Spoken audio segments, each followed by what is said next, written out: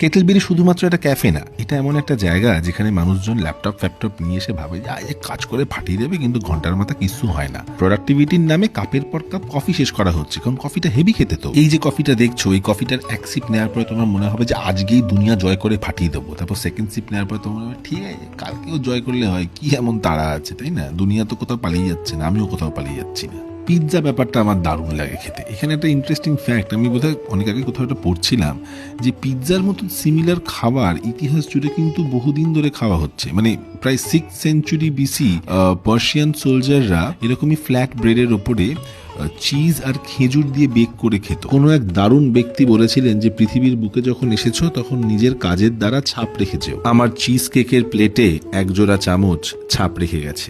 এই একজোড়া চামচ আমার থেকে জীবন যুদ্ধে অনেকটাই এগিয়ে গেছে, কিন্তু চামচ যেটা জানে না সেটা হলো আমি হলাম হিংসুটে মানুষ, ওই তোমার ছাপ আমি ধ্বংস করব। তারপর আমার মনের ভিতরে এক পৈশাচিক আনন্দ হয় এবং সেই আনন্দ সহকারে আমি চিজ কেকের দিকে ঝাঁপিয়ে পড়লাম। তারপরে ছিল তিরামিসু। তিরামিসু নামটা শুনলে আমার মনে হয় যে এটা তোমার মেশোর অপভ্রংশ, তোমার মেশো তিরামিসু এরকম একটা কিছু হয়। খাওয়া দাওয়ার শেষে থাকে হচ্ছে গিয়ে এঁটো বাসন এবং ভরা পেট। আর পেট ভরে যাওয়ার পর যেটা আমি দেখতে পাই চোখের সামনে সেটা হলো খাট, বালিশ, কোলবালিশ, চাদর।